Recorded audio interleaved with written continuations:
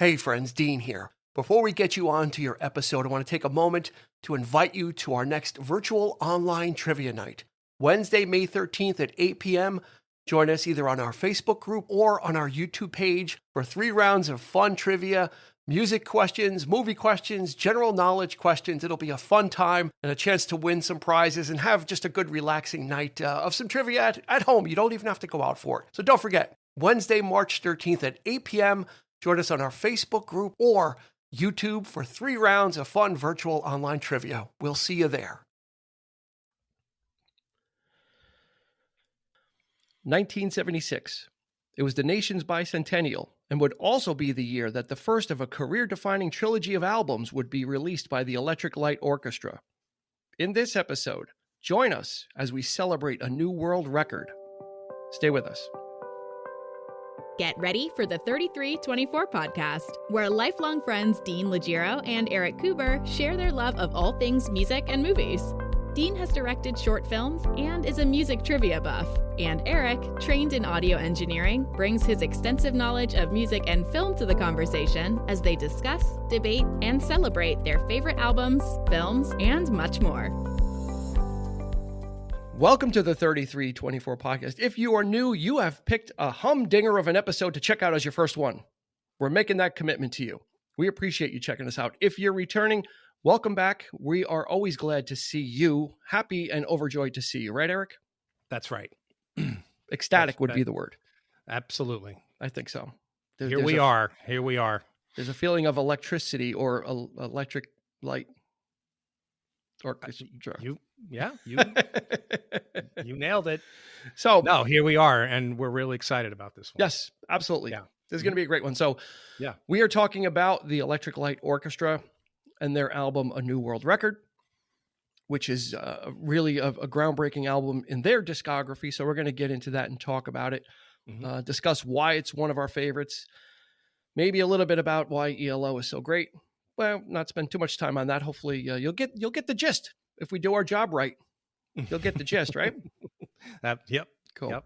So let's talk stats. This was released in September of 1976, produced by Jeff Lynne. All songs were written by Jeff Lynne on this album. It went to number 5 in the U.S. It was certified platinum. There were 3 singles released stateside. Livin' Thing, which hit number 13. Do Ya? Do you? Do you? Do you? I think so. Oh, good, because it hit number 24. And Telephone Line hit number 7, so it was a top 10 hit for them. One of the things about this album is it's also known for its iconic logo. This would be the appearance of the classic and iconic ELO logo, which was designed by John Kosh, just really known as Kosh, goes by the name Kosh.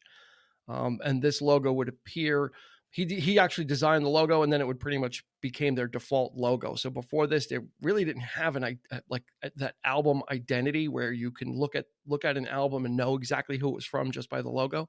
Right. This was the first appearance of that Wurlitzer jukebox inspired ELO logo. And I think it's probably one of the best logos ever. It's one of the most iconic.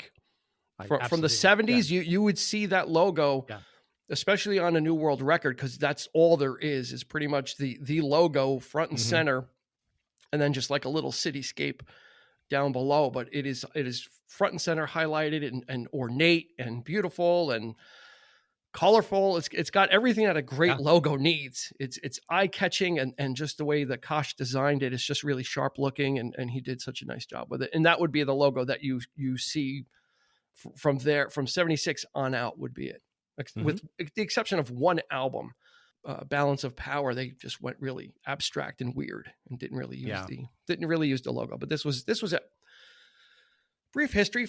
This was the follow up to Face the Music, which was a pretty big album for ELO.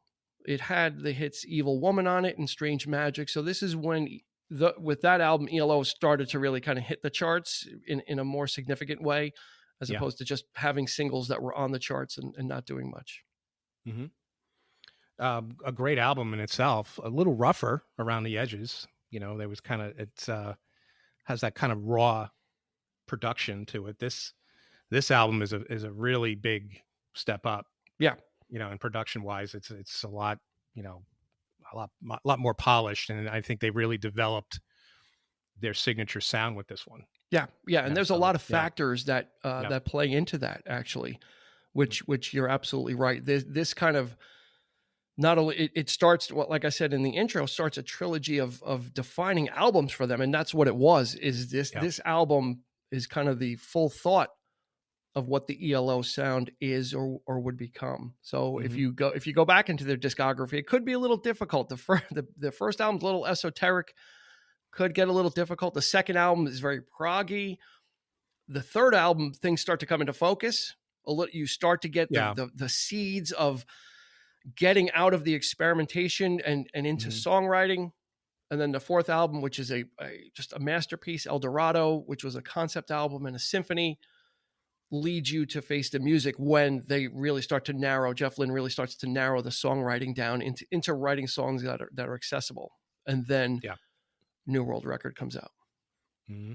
And a couple of things that are important to that is in El Dorado, which was their fourth album, Jeff Lynne started working with Lewis Clark, who was an arranger. He's a classical music arranger. So he was able to get somebody to distill these ideas and have them not just be this hacking, sawing sound screeching on a cello, that you kind of, that they were kind of struggling with is the original idea for ELO was to pick up in theory and in experimentation where the Beatles left off with I Am the Walrus.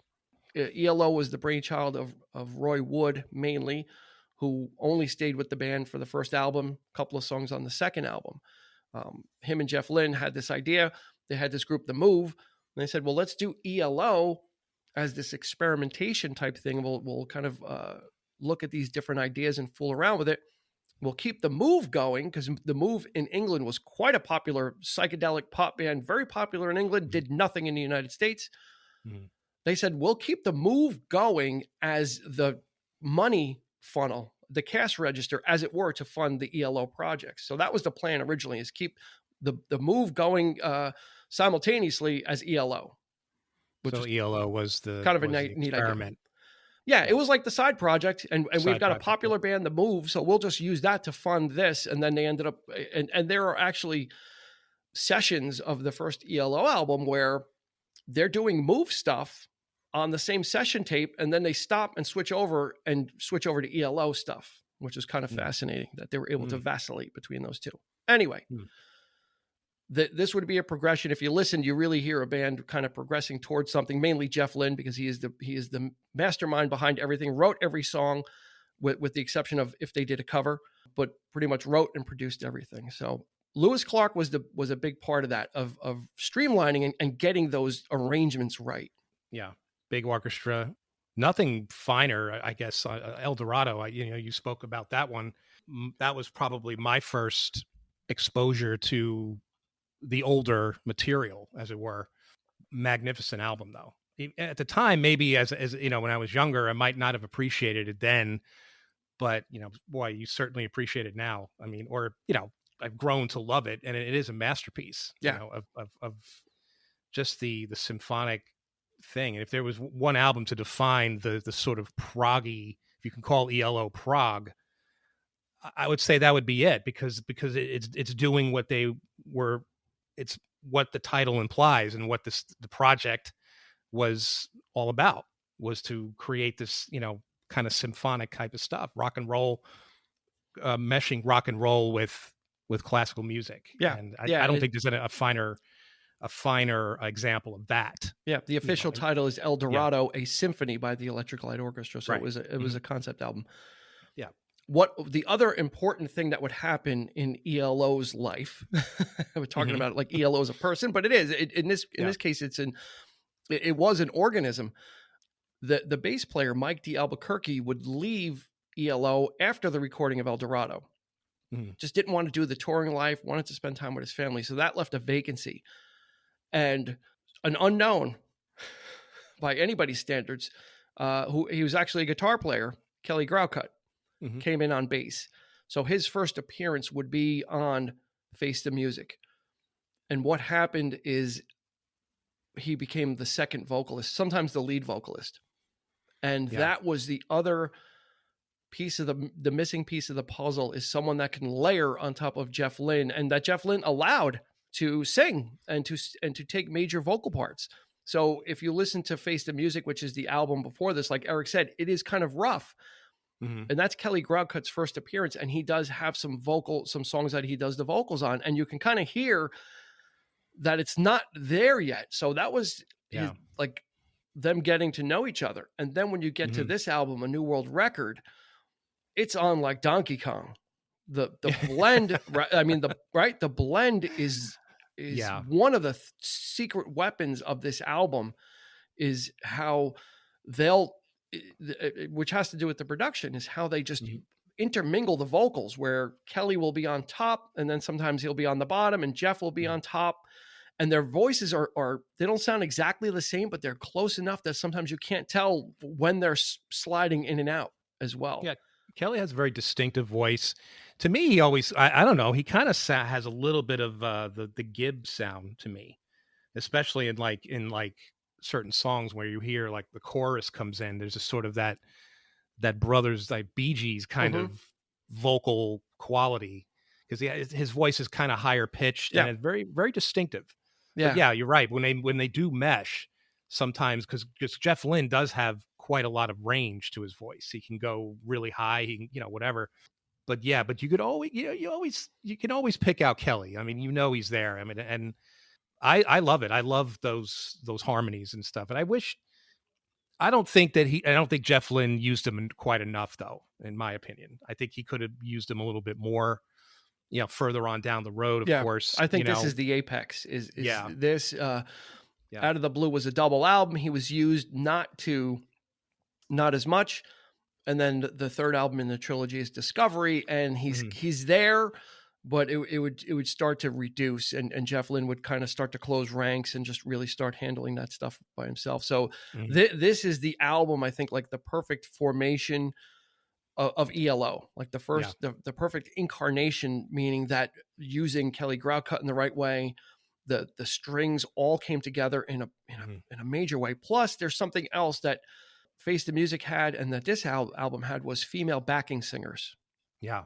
Okay. Which you don't think is important, but when if you listen to Face the Music, they're there. And in New World Record, he uses a different group of them. He uses Patty Quattro, who is Susie Quattro's sister, Bree Brandt, and Addie Lee. Bree Brandt was from that group Fanny, which was a very popular, underrated 70s all female band.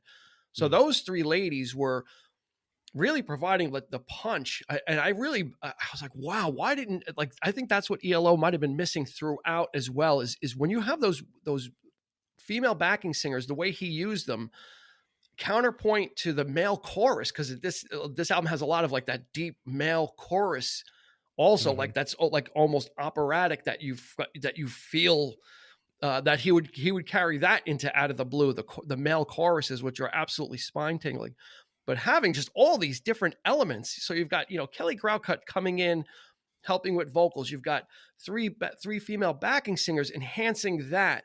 You've got Lewis Clark coming in, arranging and really refining, like you said, Eric, refining this sound and really honing it to like that razor sharp edge that it would. And that is a New World Record, honestly. This was the album. If I was going to introduce, or anybody asked about ELO, this is I would not play them Out of the Blue. I would not play them Mr. Blue Sky. I would play them this album. Yeah. I was going to say the same thing. This is, for me, this album is just perfection from beginning to end. It's the right length. Yeah. Like 36 minutes. It's quick. It's punchy. And it's got a lot on it. Every song is distinctive. There's, there is a tendency with Out of the Blue. It's a fantastic album, and they, of course, Jeff Lynne would it's epic. He kind of would up the ante, of course, in the production, but I think in this album, it does tend, if you were to listen to Out of the Blue, it's definitely geared for vinyl. I mean, because you could put that on side by side, get something out of it, walk away. You don't have to listen to it all the way through. we've been used to listening to that album like on cassette, on CD all these years. And I have to say, as magnificent as it is, it does tend to get a bit long-winded. Wow. or even like repetitive in a sense where it's I'm treading on dangerous you're ground here. You're disinvited from the Out of the Blue episode officially. You won't get an email. It is what I'm saying is there are songs on Out of the Blue that are pretty much on New World Record, right? You got Telephone Sure. Line, and then you have like 3 songs in Out of the Blue that for the most part, you know, you have to agree that they're kind of the same structure. They're like very sort of not repetitive, but yeah, it builds on the same theme. Building on the same theme. Yeah, and that's what that album is an expansion of it, and taking these themes and upping the ante and make them even bigger and lusher, if that's possible. Out of the Blue is a much more lush album. He really goes for it there, and that's always been the thing about Jeff Lynne is the vocals, all the little things he throws in, all are there to serve the song. Right. It's always, and that's the thing about Jeff Lynne is he doesn't write like deep vocal, like lyrics. He doesn't get in there and give you these deep thoughts. The lyrics are used to serve the song, to serve the melody as another part of the foundation or the building blocks of the song. And that's what's so masterful, and what he got really good at as his career went on is adding little things, and it almost got to be almost too much. But when you listen to an album like Secret Messages, there's so much going on, but everything fits and everything makes sense. And it's there for a reason, and it doesn't sound out of place. It doesn't sound like musical word salad. It's just like everything fits. And this album is kind of like the stripped down beginning of that. And working with those ideas. You could look at it 2 ways. You could say that this album definitely sets up Out of the Blue. Yeah. You could say that this is the template, this is the precursor, whatever. This is like the liftoff. Yeah, this is or you could just say that I just want this. You could honestly, New World Record is just enough for me. You know what I mean? Like, somebody could make that distinction between the two. So whatever mood you're in, really, if you're really into like an ELO fix and you want it all, there it is. You listen to that, then you put on Out of the Blue, and you just go the whole route. But there are times when you just like New World Record is just enough. Yeah. It's just this is end. It's just perfect. Yeah. And this is a very special album for me. Yeah. This was one that I always had by my side through a lot of, not to get too personal, but a lot of weird things have happened to me in my life, strange things and some strange medical things. And this was an album that I could always put on and listen to, and it would kind of bring me through, calm me down, kind of able to lose myself in this album very easily. And part of it is because it is an album that's relatively quick, but it's always been there from the beginning, from when I first got into ELO, when Eric and I were waiting for our first ELO album to come out, which was Time. We were already listening to these though. This was already there. I used to carry this around. Eric was just mentioning it in a previous episode about a cassette deck. Yeah. And I used to have one of those rectangular ones too that had all the buttons at the bottom, and you put the cassette in. I used to bring that to school with me, to high school. That's and I used to play it I used to play this album in art class. That's right. And we would be sitting around the table not doing art, even though I loved art. We were not doing art. We would listen to New World Record. Yeah. We would put it on. I would put it in the middle of the table, and there was guys across from us that were older than us, like, oh, that's a New World Record, cool. Yeah. And we would just play this album over and over. It's either that in anticipation of waiting for the new stuff when we were getting into them. So this was kind of like the stuff that was kind of there and popular, and we were grabbing this, we were grabbing Out of the Blue, grabbing Xanadu, and grabbing Discovery, and kind of like getting all into these. But New World Record was always in that tape deck. It was always there. Right? Yeah. You remember that? It was the constant rotation. It was either that or somebody had a copy of the vinyl. It might have been maybe Out of the Blue or whatever, but we would listen to it in the library. Yep. Like during lunch or something, we'd go up to the library and we'd just hang out. And me and our friend Johnny would listen to this album ad nauseum. Ad nauseum. But not to meaning that we would get sick. No, constant rotation. Yes. This album is definitely, as Dean put it, a companion. It was heavily, you know, the tape would wear thin, right? You had to fix the tape as you pointed out. You know, the tape would unravel and you'd have to unroll, you know, with the pencil and get it back on and get it back in there and roll it up. Either that or you just went out and bought a brand new copy. Yeah, it was just one of those, you know, so this, as if if you didn't know, well, this is my favorite group of all time. So this was like the thing. And I, you know, my brother had a little bit of an influence in me getting into it. Not directly. He was into them. And I remember seeing the imagery of ELO. He had maybe cassettes, or he definitely had 8-track, maybe of Out of the Blue. Yeah. I don't remember him specifically saying, listen to this. So I think it was kind of being around him, and then also listening to that stuff on my own. Yeah. Like our local library had such a collection of albums. I would like to go, God, the stuff I probably didn't listen to that I was missing. Like, you know, so we had all this stuff accessible. And then, once you start getting your own money, you start just grabbing the cassettes and getting it. And this was a big one. You know, me, Eric, and our friend Johnny would just consume the hell out of this. This was something that when we first met, I think it was a bonding experience, because we were both already into ELO. You know, I somehow had, I don't know where it came from. I don't think my brother's not a fan. You know, so he's, you know, I don't, you know, but I had Out of the Blue. Yeah, I think everybody had Out of the Blue.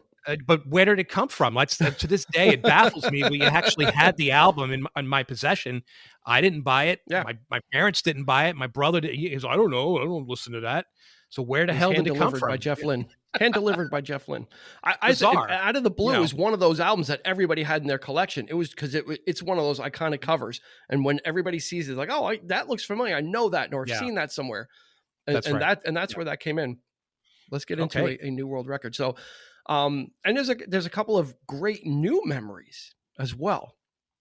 So once we kind of get into this, so like I said, the vocal blend is the key to this album. So if you're going to listen to this, there's a lot. This is one of those ones I still listen to. I was listening to it earlier before we did this, and I was still getting chills. I had the headphones on, I had my eyes closed. I was leaning forward and just listening to the first song, which is Tightrope. And it's a signaling of things to come. It might be the quintessential ELO song, possibly. Like, this kind of rolls everything up into one. You've got the intro, you've got an intro, you've got these ominous cellos, and then there's the violin runs, and then you've got the male chorus, and then the violin starts staccato, and that turns into a punchy guitar riff, and then Jeff Lynne just goes for it. It's just got like everything. It's got the girls in the background. It's like everything, right? Mm-hmm. Right. Mm-hmm. And just to kind of get ahead of the connection recently is when ELO started touring again in 2015. I made it my personal mission to go to every show. And in 2016, they came around and were playing 2 nights at Radio City Music Hall. So I made sure I reached out to Eric, reached out to Johnny. We hadn't spoken in, maybe it was a couple of years.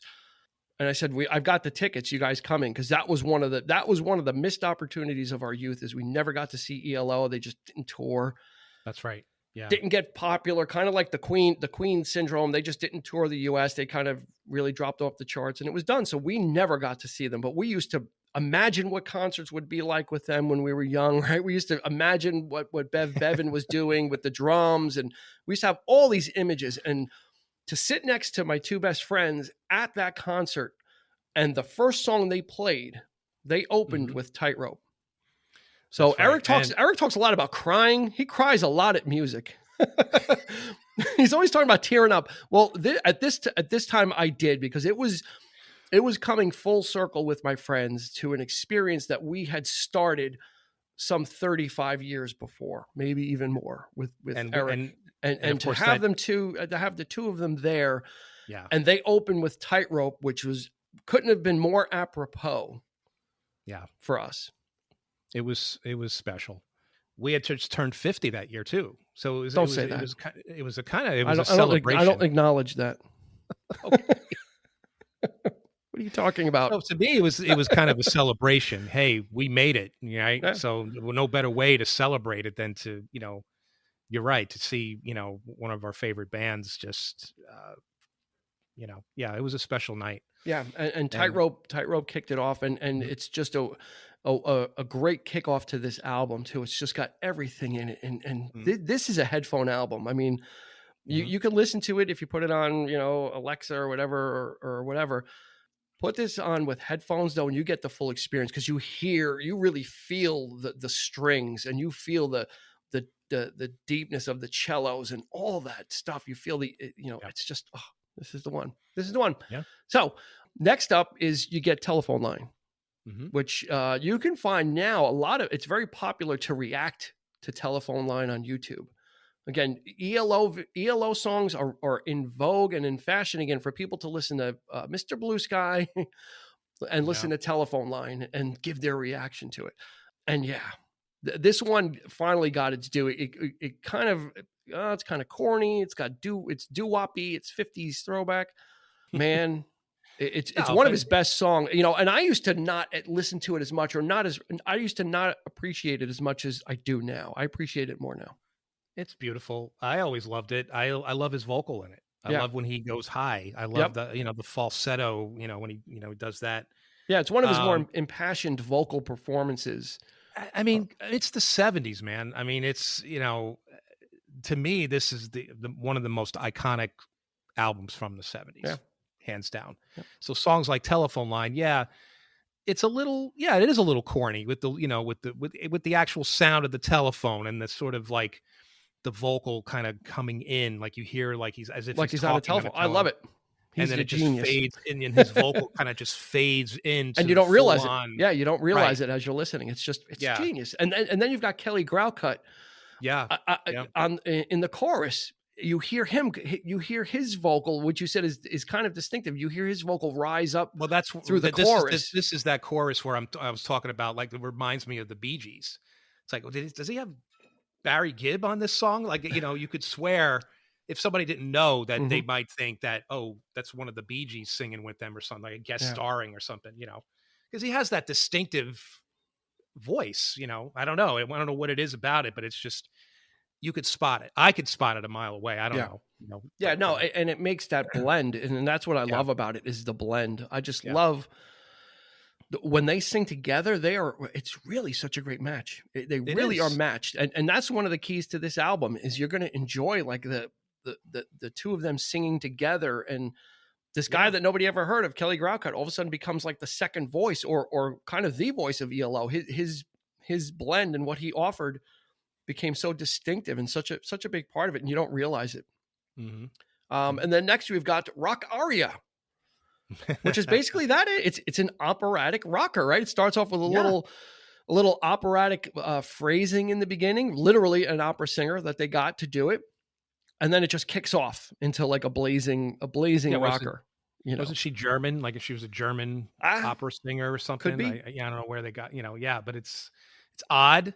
Starts off and it's just, but again, those lush strings come in, that production, that sweeping, when she's singing over the strings, and it's like, is this symphonic again? Are we back to the El Dorado mold here? Like, then all of a sudden it kicks in and it's just like,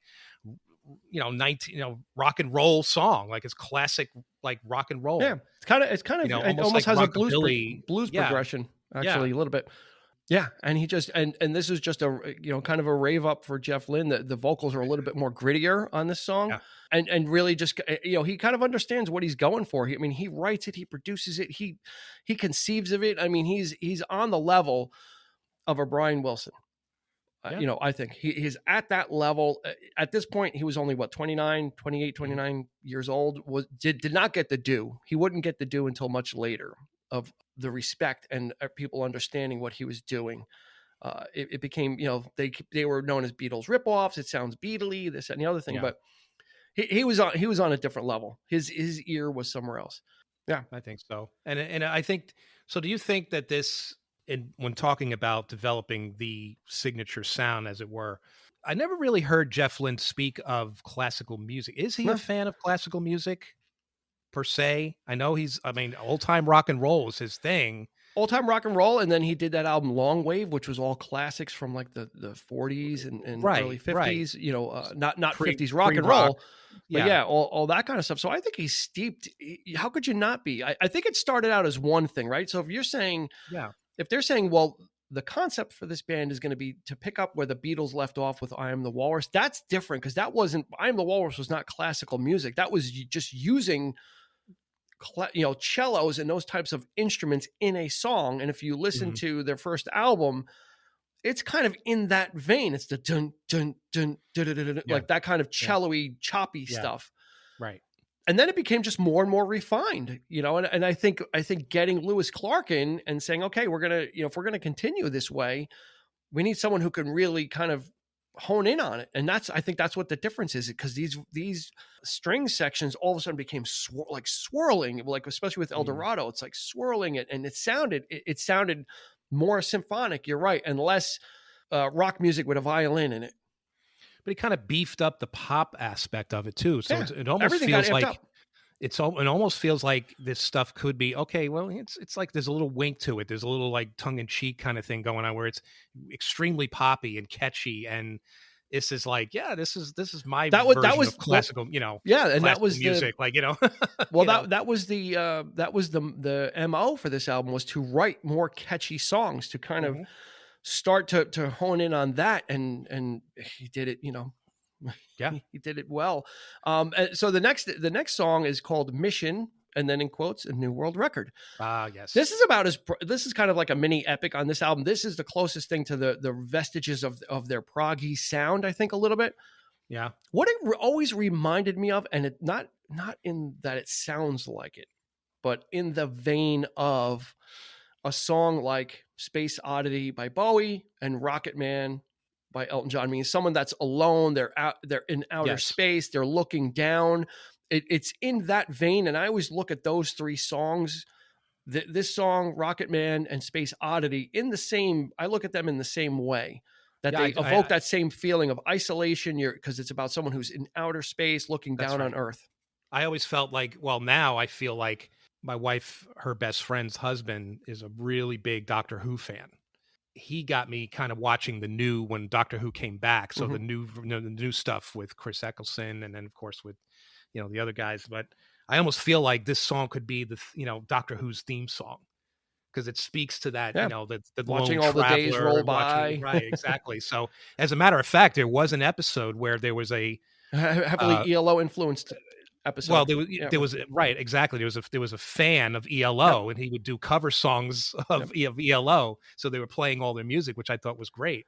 You know, why this song? It should have been used all the time, I feel. It was one of those songs that, you're right. It's like Space Oddity. It could be used in, oh God, everything today. Man. You know, it could have been used in Guardians of the Galaxy, you know, that kind of thing. It's got that funky keyboard from Richard Tandy in there, that synthesizer. You know, it's got a lot. It's got echoey.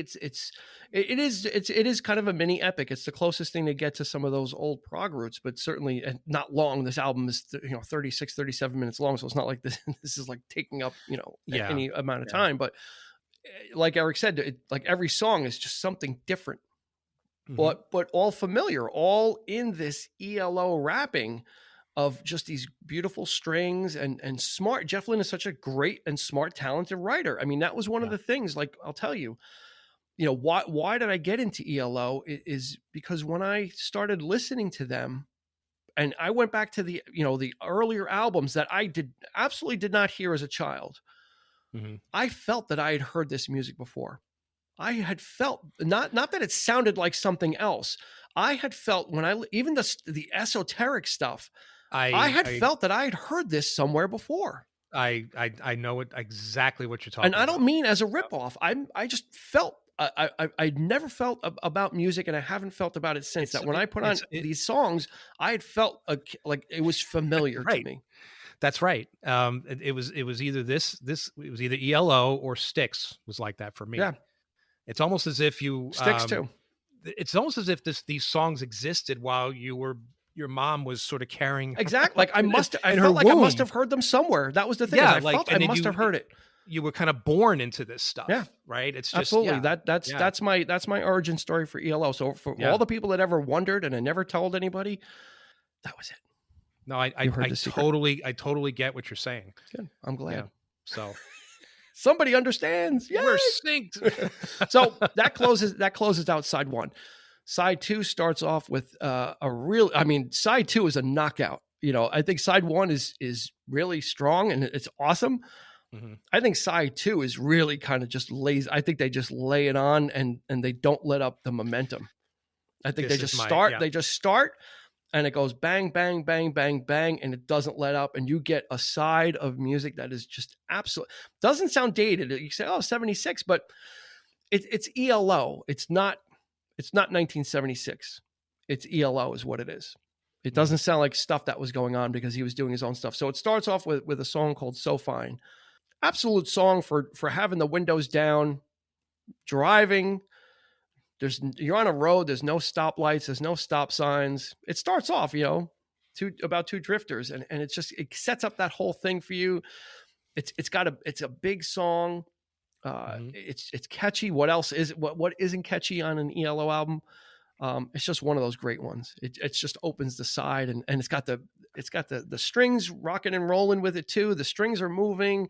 He just knows how to place all this stuff so it makes sense. And the strings will come, and on this album, strings will come and go, and you almost don't even notice it. And that's how adept he was at understanding in his head what he wanted. It's not like you hear strings. They come and go and they serve the song. And then, in certain songs, the guitar comes up and then it'll fall back and the strings will come. Mm-hmm. And that's the beauty of listening to this is you get to really hear what production sounds like. Yeah, it really, this song, it soars, but to me, it is the 70s though. It's that perfect, that jangly rhythm guitar, that ding, and that just, like jangly electric. The bass on the song is great. And then it has that kind of weird thing in the middle that would be repeated. Little instrumental kind of break in the middle. Like little jungle, like noodling and that would be repeated on Out of the Blue with Jungle, the song, and and then it comes back, right? That guitar kicks in again, and then the song just kicks right back to the last verse, and and then Jeff Lynne's voice just soars in that last verse, and it just keeps going, and then of course it ends with that low. So here's my question. Should this song always be connected to Living Thing? I thought about that. So what Eric's talking about is the song kind of ends proper, and then there's just like this descending note. It's got to be a synth or a keyboard. It's definitely not like a violin being plucked and played, because it's a smooth. It's a descent, and when you kind of land flat. And then Living Thing starts, which everybody knows Living Thing. I mean, this was the big hit from this album. And this, again, if we were going to not talk about an album, if I was going to introduce to somebody to ELO in a song, it would be Living Thing. It encapsulates everything in a shorter time than Out of the Blue. It would be very easy you can play anybody Out of the Blue, but it's really an epic song, and you've got to like settle in. I would play somebody Living Thing because you get it all in a smaller package, and it's much more tighter.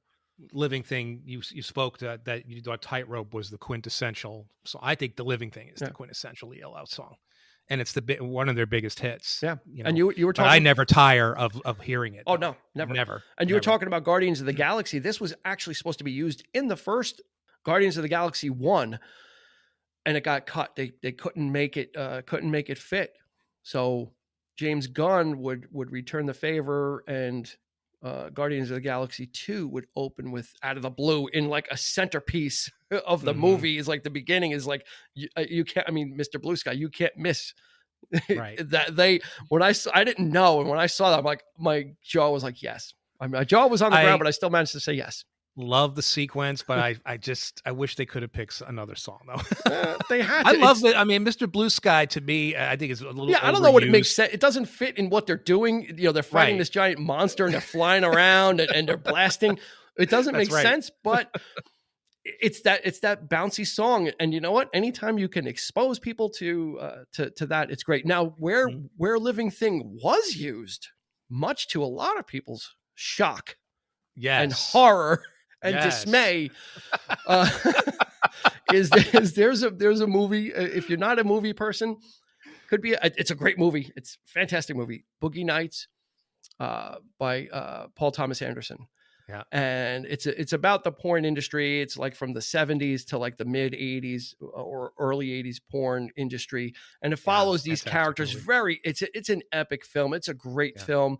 Yeah. Has a lot in common with Goodfellas in its style and in its feel and in its use of music throughout the soundtrack. He wears his inspiration on his sleeve. There's nothing wrong with that. But at the very end of the film, we're not going to give away the ending, but Living Thing is used at the very end of the film. It closes out the movie, and you have to see it.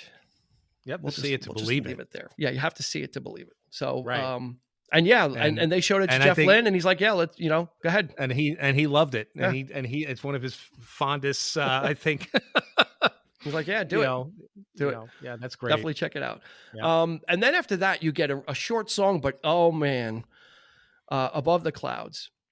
And this is kind of a duet. This is a duet between Jeff Lynne and Kelly Graucut. They share vocals and they interblend, and they actually Kelly will sing the one part of a line, and then Jeff Lynne will sing another part, and it's just that great vocal interplay. It's a short song, but wow, I just love it. Yeah, I agree. And again, I just it's just such a shame that Kelly was not used more. Because I just love his voice and the two of them together, man, I don't know what he was thinking, further on down the road, but it's just, I missed it. And in songs like this, and it really stands out because he's the lead vocalist there. Yeah. So yeah, just trading lines and it's just, he was, I mean, Jeff Lynne was really using him in the right way and in a smart way and trusting him. And that was the strange thing about ELO is that it was only ever Jeff Lynne that ever sang, except for Roy Wood in the first album. But then after that, for albums 2, 3, 4, and 5, it was all Jeff Lynne all the time. And then Kelly Graucut comes in and get this guy, and then he starts using him, and it just brings that extra, that punch to ELO that they needed, that extra guy and a different sound, and just so great. So they continue on, and this was the next song is "Do Ya," which is kind of a modest hit, but most famously covered by Ace Frehley. He made this a part of his concert set list because he had covered it himself, and it became a big song for him. And Ace Frehley from Kiss is known as doing this when he tours. He kind of made it his own, but it's actually it's a cover. "Do Ya" is a cover song, but like I said in the beginning, all the songs were written by Jeff Lynne, so he's covering himself. This was a song that he had written while he was with The Move, and if you've ever heard that version, this is one of the cases where the cover is better. The Move version is kind of clunky, it's raw, it feels like it's unpolished and unfinished. Yeah. And when you hear "Do Ya," it is just it's a majestic song. It's a rocking song. It's got Bev. We didn't even talk really about Bev Bevan. Bev Bevan really anchors this album with his drumming. He's known as kind of a big drummer, and that was an important part of ELO as well, is having Bev Bevan back there who can handle those duties and give that some of that bombast and some of that big sound that ELO needed from a drummer, and not just a guy on the snare, which would change as ELO sound kind of evolved. It would get away from the bigger sound, but this is like this album and Out of the Blue is the classic Bev Bevan big sounding drumming, right? And "Do Ya" I love. I actually like when Jeff Lynne did. He would make his own versions of the songs later on, much later on. He had a go at how he puts it. I just wanted to have a go at doing it's basically ELO's greatest hits, but him by himself doing this. I actually like his version of it because it kind of reminds me of a combination of both the classic ELO version and the Move, because it is a little bit raw, and I kind of like that a lot too.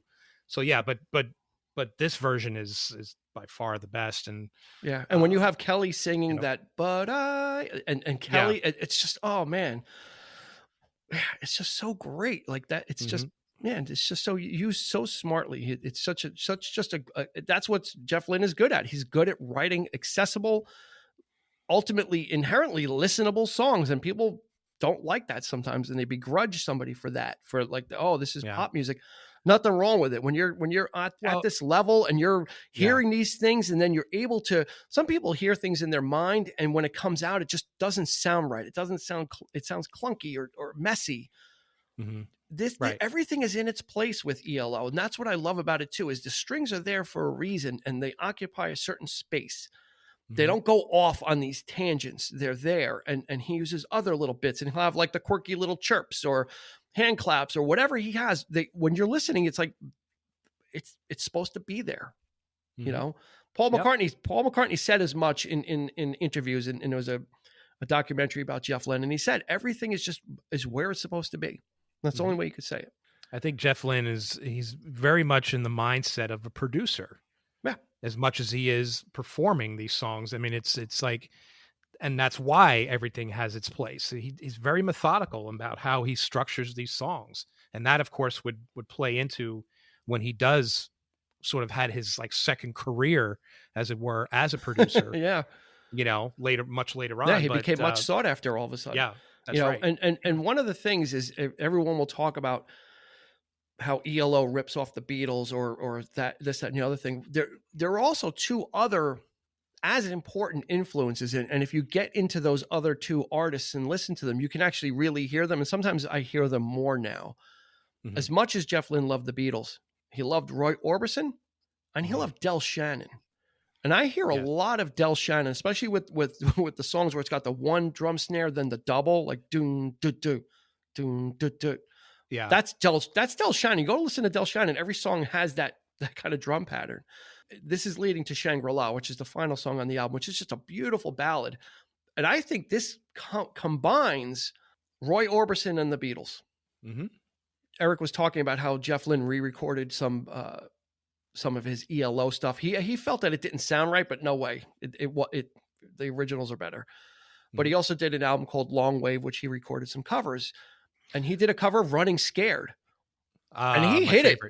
He hit it. My favorite track. And in the concert for George, I was blown away. In the concert for George, they did Handle with Care. And Tom Petty was doing the George Harrison and the Tom Petty stuff. Jeff Lynne did the Roy Orbison stuff. And boy, was he on. He didn't sound like it, but he could certainly handle the range. Especially live. I was like, who's going to sing this? And he just came out with it. And just quite as high as Roy Orbison went. Definitely not in that range, but just as the way he projects. Yeah, that the velocity. Exactly. The velocity of his voice. And one of your favorite songs off of was Balance of Power, but Endless Lies. Secret Messages. Endless Lies is a perfect example too. Yeah. Yeah, that's his really a crack. And then if you listen to Shangri-La, the guitar solo to me is definitely influenced by the guitar solo from Something by the Beatles. Listen to George Harrison's guitar solo on Something, and then listen to Shangri-La, and it starts off very similar. The guitar tones are different, but the feel and the intent of the solo are very much the same. And it's an homage to it. It's not a ripoff because he's not playing the same solo, but it starts off in the same way, and it kind of gets you in that mindset. And and this song is just a beautiful song, Shangri-La. And he talks about the Beatles in it. He said, faded like the Beatles on Hey Jude. So he wears his heart on his sleeve. Let's be honest. I mean, Jeff Lynne has you could probably count on one hand the amount of, heroes that he has. And he's made he doesn't hide the fact that he's a Beatles fan. He doesn't hide the fact that he's a Roy Orbison fan. Yeah. It's always been that way. I think that's great. Yeah. Every now and again, he wears dark sunglasses everywhere he goes. Yeah, he's going to throw that in there. It's that they're his influence. That's what made him. When they molded him, I guess. So when you mash those up, all that up, and then his sensibilities and his pop sensibilities, you have ELO. And that's the beautiful thing of it, and that's the beautiful thing about music. And we talked about that in another episode. Is people have their influences, but then they bring their spin on it and it becomes something else. Yep. And so, yeah, if you think it's just Beatles, no, it's Roy Orbison is absolutely in there. And like you said, like on Endless Lies, he really goes for like the soaring. He swings for the fences on that song. And the on the Balance of Power special edition, there's a different version of it. The vocal's a little bit different, and he really hits it. Well, he really hits it out of the park.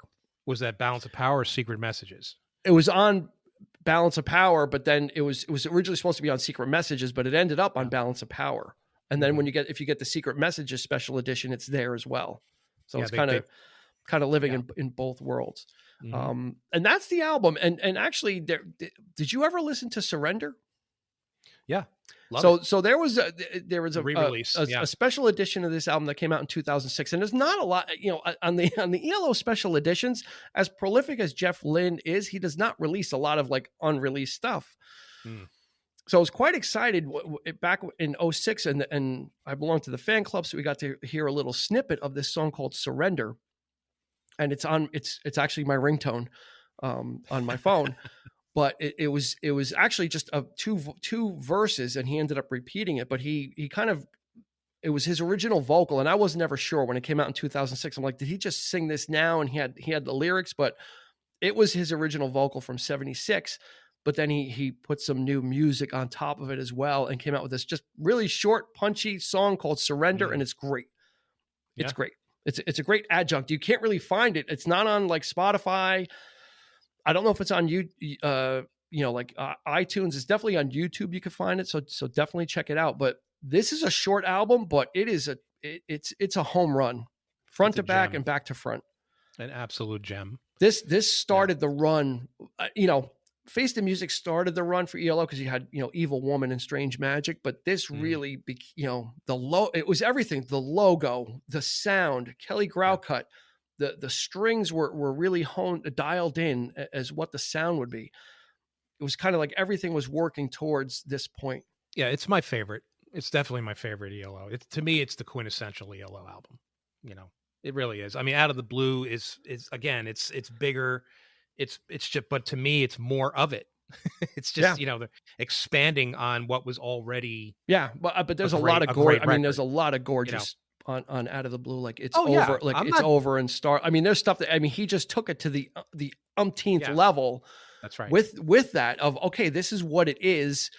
We've got the momentum, and we will probably do an Out of the Blue maybe in a year or so. We'll do that. Mm-hmm. We'll do that album, but it just this one just kind of set them on the path of getting those top 10. They never had number one hits, but big, and they were never big in the UK up to this point. They really had a hard time hitting in the UK.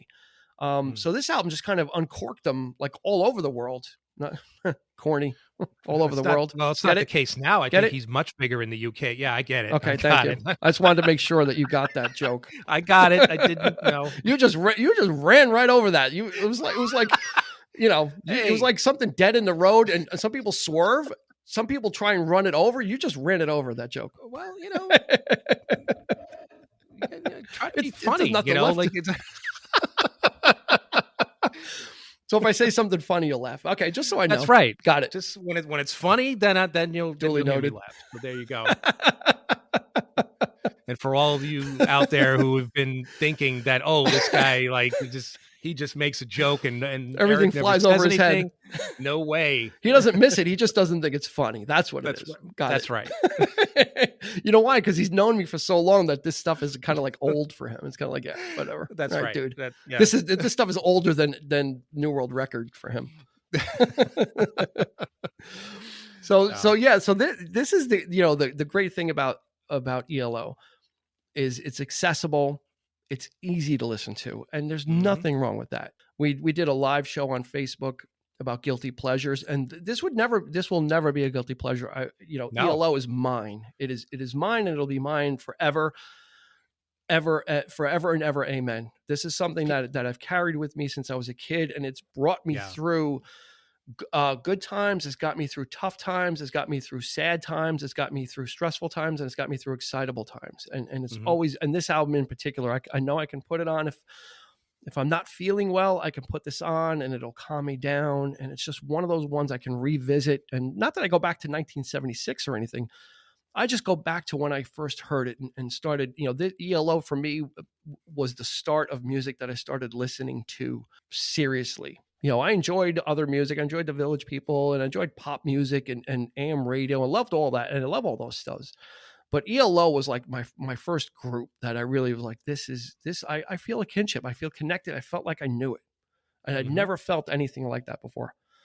Except for the Beatles, because everybody heard everything by the Beatles, because you heard that on the radio. So like you knew that stuff. But just think back then, though, you got into ELO first. The Beatles came much later. I mean, they were, much later. Much later. I didn't touch the Beatles. It was always you'd hear, oh, the Beatles this or the Beatles that. And I didn't touch the Beatles until much later in my in my listening. Everyone knows all the popular stuff, and maybe that was why. And then it was much later. It's like, oh, let me go back.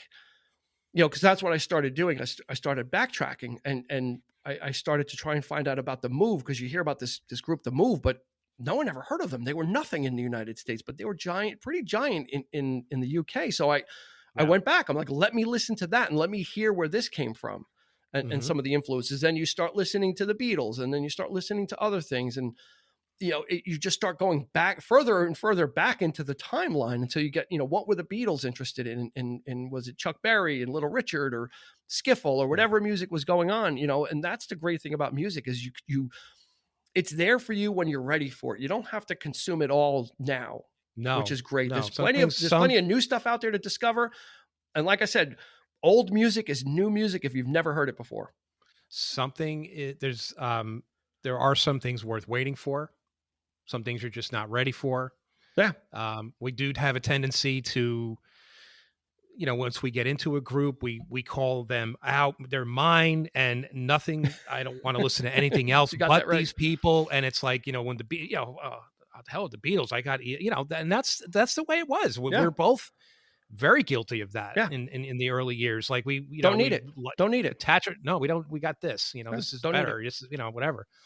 Those groups always stay with you though. And you're like, okay, well, maybe if it wasn't for ELO, I probably would not have started listening to the Beatles. Right. I mean, you start. Yeah, you just start to again, and it was very similar with Lindsey Buckingham. Yeah, Lindsey Buckingham was the same thing as Brian Wilson. Yeah, it was like Lindsey Buckingham all day, all night. I don't need anything else. I'll listen to Fleetwood Mac. I'll listen to Lindsey Buckingham. And they kept saying, Beach Boys inspired, Beach Boys this, Beach Boys that. And I'm like, yeah, whatever. Okay, fine. He was inspired. Eventually, I got around to it. Much later, I'm like, wow, like you listen to it, and then you're like, holy crap, So the great thing is, all this stuff is there for you. You discover it on your own time and you discover it in your own way. That's the beauty of music, is everybody comes to it from different angles or different perspectives or maybe not at all. And there's nothing wrong with that as well. Yeah. What we're saying for this album is that this one is probably the first stone. We talked about Blondie episode, that was a foundational thing for me. Well, you know what? ELO is everything below that. ELO is like the first level of the pyramid. Everything else is built upon that. And my love for ELO and my appreciation for Jeff Lynne and being there in the lean times, it's it's not like Led Zeppelin, where Led Zeppelin's an evergreen and everybody loves Led Zeppelin. Everyone loves the Doors, ELO went through their tough point, their down point, a resurgence, and then a big resurgence. So I couldn't be happier just for Jeff Lynne. So he gets the credit that he's due, where everybody kind of recognizes now, looking back, that this was something special. And we implore you, short of begging, we're not going to beg, but short of begging, to give this album a listen. It's short, it's quick, it's punchy, but you want to figure out what the allure of ELO was for myself and for Eric, or just in general, because they are popular again. Start here. This is you can go here and go forward. That's right. Yep. And you'll get the ELO experience. And let's Jeff Lynne too. I mean, you said it is gratifying to know that one of your favorite, and he got to play with all his heroes. He got to really, I can't think of a better feather in your cap for a career than to have actually produced the Beatles with Free as a Bird, with the anthology, when that came around, and that song. I remember when that song was played on NEW, they played the the tape, it was so raw and so like that John Lennon. And here it is, folks. This is the song that they're going to do. And I was like, how are they going to make this sound any better? And they didn't choose George Martin. Paul McCartney, George Harrison, they chose Jeff Lynne. Yeah. Because he had worked with George Harrison. And you talk about his heroes. That's the thing, is he worked with the Beatles. He produced Brian Wilson. He produced Roy Orbison and worked with him.